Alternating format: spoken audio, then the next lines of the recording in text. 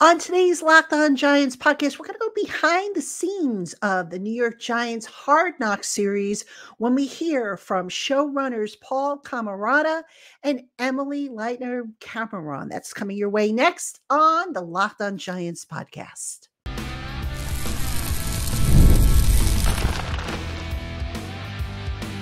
You are Locked On Giants, your daily New York Giants podcast, part of the Locked On Podcast Network.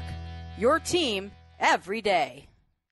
This episode of the Locked On Giants podcast is brought to you by Game Time. Download the Game Time app and create an account and use the promo code Locked On NFL to get $20 off your first purchase. Last minute tickets, lowest prices guaranteed. Hello, New York Giant fans, and welcome to another edition of the Locked On Giants podcast, part of the Locked On Podcast family, your team every day.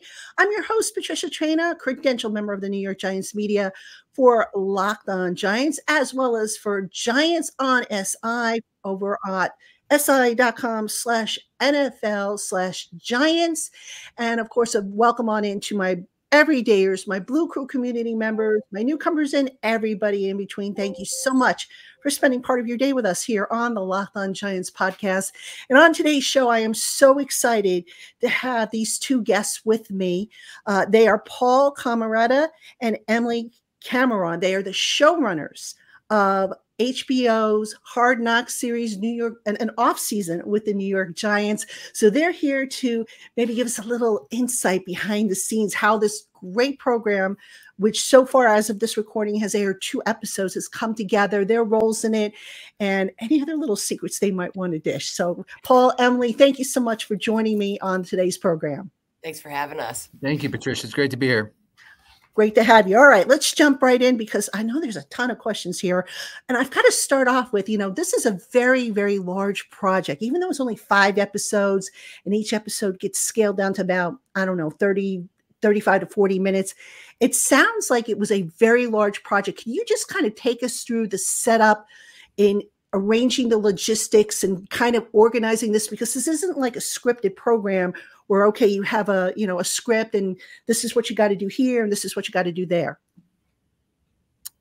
So I think the thing that we had to our advantage, and anyone who's worked with football people who are as well-oiled as what the Giants are knows that their schedule is really or their lives are really schedule driven. And to give you what I call sort of the headline of that, it's what Bill Parcells used to talk about: Sunday at 1. The games are going to happen Sunday at 1, no matter what we do. We got to back everything that we do into that deadline. And so extrapolate that throughout the year. They have deadlines throughout the year. And for the personnel people, what that means is almost deadlines that never end. They have deadlines throughout the fall where they're scouting college players, obviously other players across the league that are the pro personnel. But when the season ends, they have a whole series of deadlines that build out from whenever their season ends, whether it's the morning after week 18 or the morning after the Super Bowl. Football teams are already right back at work, working towards the college all-star games, working towards the combine, working towards ultimately the draft. And then again, it starts over when they get to August. So what we do as storytellers is try and find those tentpole events, try to find all those deadlines, try and find all those boundaries, try and find all the sort of skeleton of their season, their off season in this case, because that really becomes the skeleton of our story. We're following the path of their work through the season and how they're solving problems and unraveling puzzles and gathering information and implementing it from when the regular season ends through the draft. So we sort of do a first kind of recon of like, what does this world look like? Where are they going? When are they doing this? What's important to them? We really just started asking them a lot of questions. Over the years, we gain institutional knowledge of how football teams work, but there's 32 of them. They all do things a little bit differently. And they all have different things they prioritize or how they allocate staff here and there. So it's really important for us as storytellers to sort of figure out what their world looks like and then figure out the best way that we think we need the tools we need and the people we need to capture that story and then bring it to viewers in a way that makes sense and ultimately obviously is entertaining and insightful. Yeah, and kind of to piggyback off what Paul said too, like this started like back in February for us too. And it's a part of the we've covered off season before through players' eyes, but never really through the front office eyes like we have this time around. So there was a lot we didn't really have a ton of knowledge on. So as Paul said, like we had to kind of asked the Giants, like, kind of what's your schedule and how do things work? And are these tent poles the right tent poles to kind of base things off of? But that was the exciting part about kind of doing this show, is it's the first time we've really been this in depth with this part of the front office and this part of the calendar. Now, what I found interesting is the Giants historically have been camera shy, if you will, when it comes to Hard Knocks. And I know this is their 100th anniversary. They kind of want to, get the word out about, the history of the franchise. But really, this show focuses on the present more so than the history and stuff like that. In setting up these meetings with the Giants, did you find anything, any, like, I don't know if reluctance is the right word, but was there any hesitation, or can you share how those conversations kind of went to make sure that, hey, we're here to tell your story and keep with the spirit of the 100th anniversary of the franchise?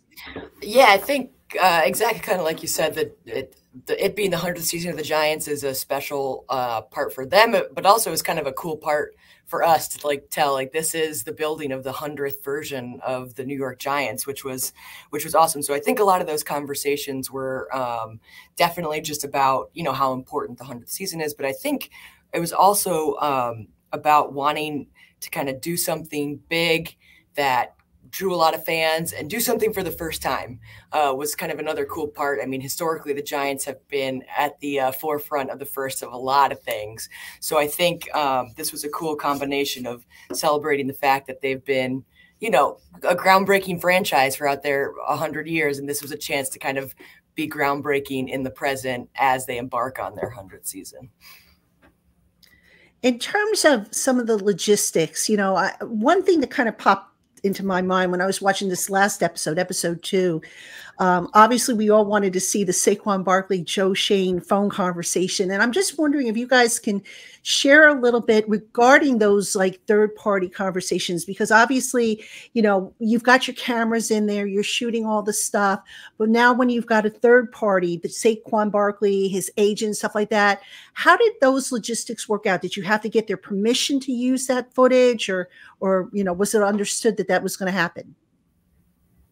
So I think whenever NFL Films is doing whatever we do for whatever project, wherever we are, we're always telling great football stories and doing it kind of in the spirit of celebrating the entire game and all the people involved. So so I would use the analogy of when we capture a player at a game or a coach, and there's other people that, whether it's just an image of them crossing paths or sound of them, it's sort of that same situation where the Giants in the sort of the conduct of their work this spring, we're going to interact with people both within the building, outside the building. And so we are going to always capture those things in good faith and then use them with the best discretion to make sure that the best story is told, and that and then everyone's comfortable with it from the top all the way down. So I think it's kind of built into our DNA, and that trust is something that, again, obviously the Giants open their doors to us, but it's something that we hold very sacred with all the clubs, with all the work that we do in sort of expressing our gratitude for their giving us the ability to tell their stories, and how we protect that trust, and how we just handle it all the right way. You look at this type of program, and again, I don't want to call it reality TV, but it is kind of reality TV because you don't have a script. That being said, I would assume you kind of, in your early meetings with the team officials, say, okay, this is kind of the direction we want to go in. But then again, something pops up that I'm sure takes you in another direction. Did you find that you had a lot of, twists and turns as this program was unfolding? Yeah, I mean, definitely. I feel like, to your point, yeah, we made a plan based on the tentpole events and working with the Giants for their schedule. But then, going through kind of the footage you captured too, there's a ton of things that kind of pop up that you're like, wow, this is really interesting. I didn't even know that this went on.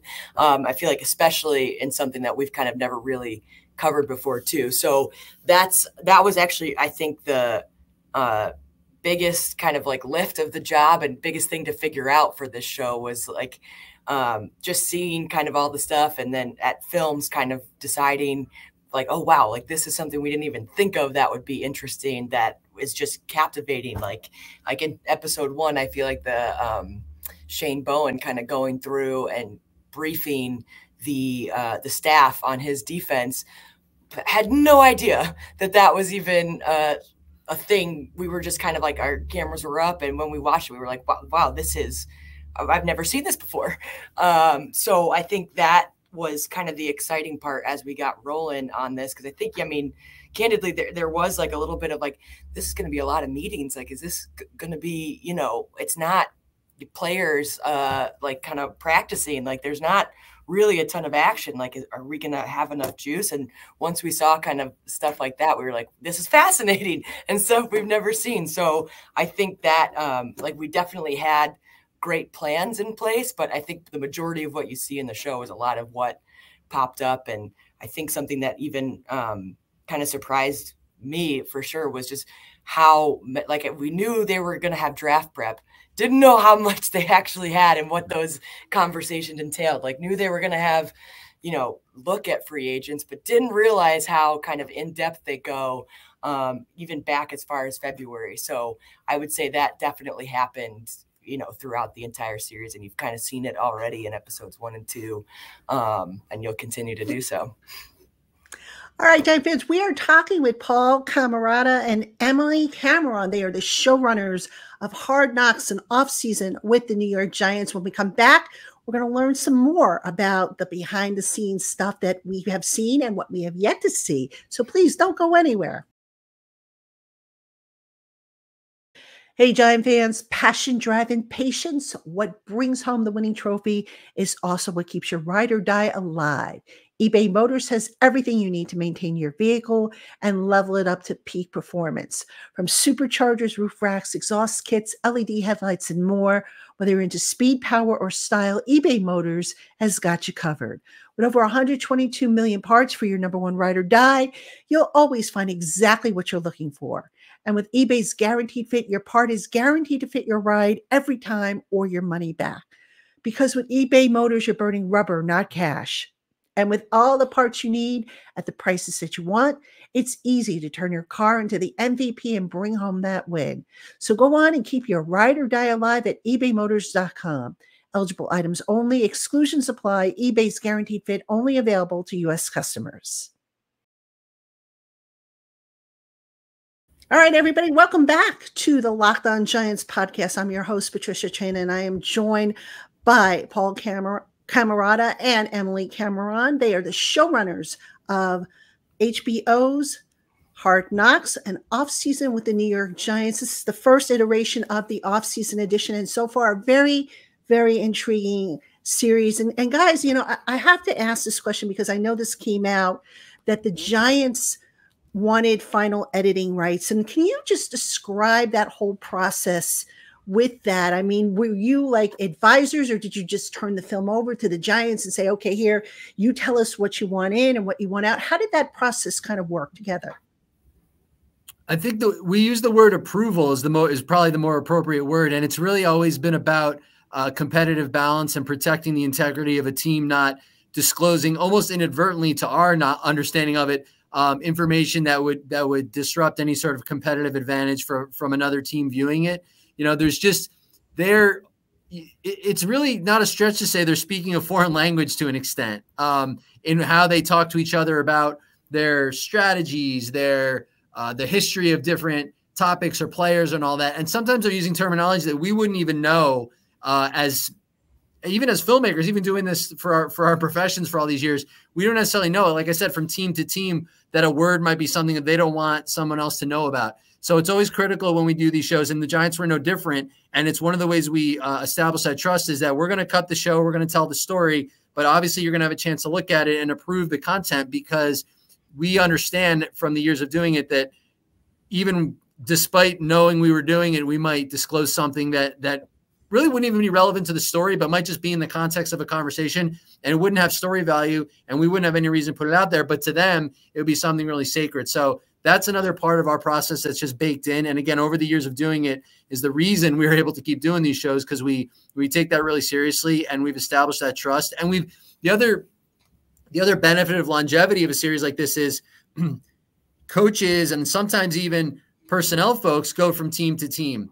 So even Joe Shane himself, you'll see in show 1, there's some content that was captured by, say, the Bills production crews when he was in Buffalo. So folks tend to get a level of comfort with how some of these shows are done. And like Shane had been in Miami when we did a Hard Knocks with them, which always helps us when we go back because they gain a greater understanding of how we work, what our goals are and what our goals are not. And I think that's one of the things that we try to underscore with them to make them comfortable, that we want to tell a great story, but we definitely do not want to do anything inadvertently or deliberately to disrupt anything competitively. So it's always important, and that approval process is part of our whole production. Yeah, and I think to Paul's point, it's approval is definitely the word. And I think what you'll see too is like that allowed the Giants to like kind of totally open up to us. And what kind of you see on the final shows, like they gave us awesome access. And I don't think that happens without kind of this approval process in place. And I think it's a great thing for people to see. It's still the real conversations. It's still kind of everything they say is definitely not for the cameras. These are the negotiations they're having ongoing. And like Paul said, we just want to make sure that anyone who signs up for the show isn't at a competitive disadvantage. So kind of making sure that we're not letting anything out that would put them at a detriment come the season is important to us. When you were putting this show together, was there anybody in particular that kind of, it just seems like so far through 2 episodes, Joe Shane is the quote unquote star. I don't know if that's fair to say, but that's my takeaway on it. But was there anybody in particular that you were like, wow, as the show went on, we got to get this person more involved? And I know I'm asking for a spoiler, but you don't have to go into detail, obviously. Yeah. So I mean, obviously from the start, you knew Joe it had to go through what the GM does. That's kind of who makes the final decisions. But I mean, I think super early on too, Brandon Brown rose to kind of all of our radars, just talking with him and how he and Joe work together. I mean, even, kind of, you see it there too. It's a very cool professional relationship. So he was someone that we kind of wowed and we're like, we should be covering this guy. I think people have picked up on Chris Rossetti as well, kind of in the early stages where another part of the staff. And then I think kind of as we continued, we saw like the interactions with other staffers, like scouts, like you have Hannah Burnett and Mike DeReese and Jeremy Bright. What was kind of cool is just how involved everyone was in these big group conversations. It almost was like, kind of hard to even pick. And we really wanted to, kind of show that everyone's input was important and everyone kind of works their butts off in this group. And that's why kind of when it comes down to the decision, that's kind of the fallback of, all right, I know all these people in this room kind of did their due diligence. So I feel really good about making this decision. That's something Joe certainly stressed to us, is kind of his faith in his staff, and that we saw. So, and then I think, I mean, Coach Dabes definitely popped for us. You saw him at the Combine episode. He was awesome. And the coaching staff kept on, Shane Bowen, kind of when he came in, we were like, again, kind of saw that footage and were floored. But seeing how involved the coaching staff also is on the same page with these scouts and GMs and assistant GMs was like, okay, wow, like the coaching staff is a little more a part of this than I certainly had anticipated. But, it also makes sense. They're coaching the guys, so you got to make sure you're on the same page with what they're looking for their schemes. And I thought it was really cool how the Giants executed that. But there were a lot more people that were involved and kind of showed how deep kind of this whole process goes and how many people are a part of it. Was there one aspect of the offseason that you found particularly challenging to film? And I'm going to just take a guess here before you answer the question here. I'm going to guess the practices, because even the Giants media, they limit, okay, you can't film after a certain point, and you look at the highlights on the website, they're tight shots and everything. But you guys tell me, what was the hardest thing for you guys to plan and to film?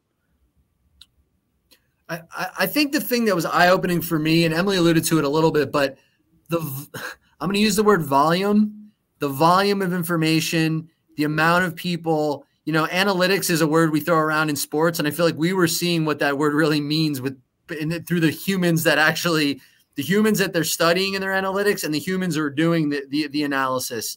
And so I think once we learned kind of what that looked like, there was a challenge in wanting to not sell it short, because I do think it's really compelling. But of course, with as you can understand, with an abundance of information, you also don't want it to get bogged down and be boring. So how do we shape it in a way that it's compelling without losing sight of the fact that these people are pouring through more data than you could possibly imagine? Their again, this phrase due diligence, we're going to show you what that looks like by all the 14, 16-hour days they're pouring into it. And again, it was striking that balance between making it interesting, but not like breezing through something so fast that you lost sight of the depth with which they attack their jobs. We thought, again, to this point of we've never been a mile deep on this portion of the calendar before. There was novelty in that even for us, and we were moved by it. So we definitely wanted to make sure that the viewer felt that when we put the final show together. Yeah. And I think, even in terms of practices, I don't think players were required to be back in the building until pretty far down this process for us. So I think by the time we got there, we actually got great access to the practice we needed. But at that point, you kind of knew that the show was really about, scouts, GMs, and front office. So I think the hardest part was the amount of meetings there were, and being like, which ones are the important ones, which they all are. And they all kind of lead up. They all kind of have ripple effects over, it was talked about on Monday here, made new information that they talked about again on Friday in context of other things. So it was actually kind of the opposite. The practices weren't the tough part, I would say, just because of the amount of work and meetings that go. And it was like, we have so many meetings covering every single draft possibility, free agent possibility, and kind of even when we got their schedule, oh, you guys are meeting every single day through weekends for 16 hours. I think figuring out kind of, roll on a lot of them, but, finding, those big ones where the decisions are made, because the reality is they're made throughout kind of the process. All right, Giant fans, we are talking with Paul Camarata and Emily Cameron. They are the showrunners of HBO's Hard Knocks Offseason with the New York Giants. They're giving us a little insight into what went into the production, the decision-making, and all that good stuff of the series, which is currently airing on HBO and streaming on Max every Tuesday night. When we come back, we have a few more questions we're going to put to Paul and Emily, and then we'll call it a show, so don't go anywhere. Hey, Giant fans, there's so much going on these days in the area with baseball, concerts, shows, and pretty soon the return of football, hockey, and basketball. And if you're worried about getting shut out of your favorite events, worry no more, because with Game Time, well, they've got you covered. Game Time offers a large selection of seats at competitive prices, clear seat views, event cancellation protection, last-minute money-saving opportunities, and easy online ordering. Plus, if you find your tickets elsewhere in the same section and row for less, Game Time will give you 110% of the difference. So go on and get the event tickets that you've been wanting. Download the Game Time app, create an account, and use the promo code LOCKEDONNFL for $20 off your first purchase. Last-minute tickets, lowest prices guaranteed. Terms apply. All right, everybody, welcome back to the Locked On Giants podcast. I'm your host, Patricia Traina, joined by Paul Camarata and Emily Cameron. They are the showrunners of HBO's Hard Knocks and Offseason with the New York Giants. Again, you can see it every Tuesday on HBO, streaming also on Max, 9 o'clock p.m. Eastern. There are 2 episodes in, five-part series. And guys, when I first saw the press release, and it said only 5, that it was going to be a 5-part series, I thought to myself, my gosh, that doesn't seem like enough. So just, trying to figure out, okay, we've got all this great footage and just trying to stream it down. So as Paul said before, you don't get bogged down. Can you just walk us through that process? Were you guys making that decision, or not decision? Were you guys suggesting it to the Giants? How did that all kind of come about to where, we've got now 5 episodes of about 40 minutes or so telling this comprehensive story? Yeah, I'll be honest, that was one of the things I feel like I got from most of the Giants kind of in the midst of filming. They're like, how are you going to turn this all down and edit it down. I was like, oh, don't worry about that. That's our problem. But I think a lot of it is kind of, first it was just getting a feel for what their off-season schedule, like what the kind of meeting schedule is, and kind of covering that. And then from there it was, here are the events they're going to, here's how we want to cover the combine. Here's how we want to cover the draft. Here's what we're thinking for, the Senior Bowl and that type of thing. But I will say we had also a team of PAs and producers back here that did an awesome job going through the footage and organizing it and being like, here's a catalog for all the potential draft prospects. Here's a catalog for all the potential free agent prospects. And that was like a monumental undertaking. And they certainly helped us kind of whittle out kind of, all right, here are what seems to be the big stories that they keep talking about all the time. Here are storylines and people that keep popping up. So that kind of process of going through that mountains of footage, we have a great team back here that did an awesome job. And because it was also a little bit too, like we knew it was going to air kind of after, you knew who, they would end up with as a Giant. So, but making sure kind of you had all those conversations that led up to that when you didn't know was super important to us. But, it was a mountain of footage too, but it was kind of, the first thing was let's kind of go for what's popping off the screen entertaining wise. And then from there we can kind of continue to make our shooting plans around that with the Giants, and then kind of edit on top of that too. But that kind of research and logging was a huge task for us, and a daunting one, because we were like, we never really had to, it's not like a structure of a practice. It's kind of like they're talking about anything and everyone. So that was an awesome job by our team back here.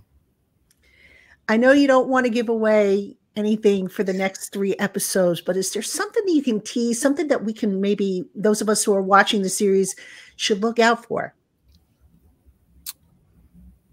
Let me think of a good one for that. I mean, I think you're going to see an extension of some of the storylines you've already seen in shows 1 and 2. Free agency. There's a couple of big names in free agency, and their storylines get fleshed out further in show 3 specifically.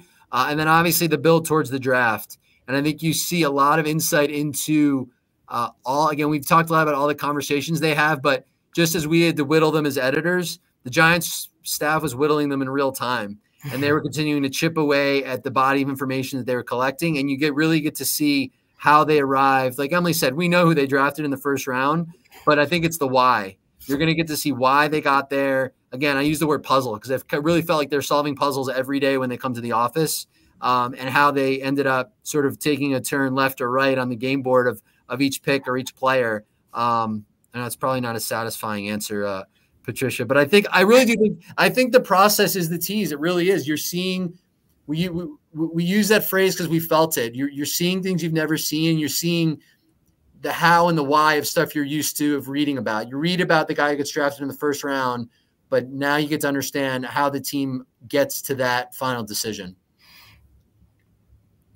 Okay. And, from your perspective, so you guys mentioned that you've been doing this an awfully long time, you've been a number of years, but I'm sure every time you work on a production of this magnitude, it just kind of opens, new avenues, new things maybe you didn't know about the business of the NFL, whatnot. What did you guys take away from this whole experience? Yeah, I mean, a lot. But I mean, I think we've kind of both been saying, but just how much work goes into this. It's called the off season, but it's definitely not at all. And I mean, I think, being involved in productions, I tend to see a lot more of, the work the players put in, which is also a huge amount. Like, I've been to a lot of spring workouts and, studying playbooks and going over film and stuff. So I've definitely always, or for the past, 10 years, really seen how much work players put in. I was definitely unaware of how much kind of the people off the field put in towards building a franchise. And I think for me, it was And I think we've talked about it a lot as a group. And I think Emily and I talk about it on this show again. We're telling football stories and football shows and football movies, but I think the ones that end up really resonating with people, they incorporate all the football that people want to come for, but they end up delivering other things that are beyond the game. And so in this case, I think there are elements of this where it's a business show. It's a show about how a company is run. It's a show about human relationships and how people on a team work side by side to get things done. It's a show about how they build teams by finding, talent in the future. Now they happen to be football playing talent, but I feel like it's no different than a lot of companies would go through in terms of finding talent to populate their staffs or whatever their industry happens to be. And I think it's just, again, that word process. It's a show about all the qualities that it takes to really build successful enterprises and institutions and organizations by collaborating with people, being diligent, having determination, having a vision. Joe Shane's vision is very clear, but it's also built on stacks and stacks and stacks of years of doing this work, which give him the confidence to put his team together, to then put a board together, to then put a roster together, to then hopefully put a championship together. I think even if you took the football out of it, there's still a lot of elements that people can take away for whatever their walk of life happens to be, whatever their work happens to be. And I think that's really gratifying to tell, again, sort of a story that is driven by football, but is really beyond, bigger and even more encompassing than the game itself. Yeah, and in terms of kind of that business too, I think specifically doing this show with the Giants process, I just thought it was really cool how much of a team process it was and how it wasn't just like, this is what I think, so we're going this way. But it was kind of like, all right, here's what I'm seeing on this tape in this situation. What are you seeing? Kind of, and the open conversations and kind of honesty that went on in those rooms to make those decisions, I thought was really, really great to see. And that certainly resonated with me for the way kind of the Giants ran their business. Well, you guys did a fantastic job. I know this was a huge, huge project. No matter how many years experience you have, I'm sure they never get easier, especially as the NFL evolves from being, what it was 20, 30, 40 years ago to what it is now. And it's a shame you guys don't have a bigger credit at the end. It's like a quick link and you'll miss it.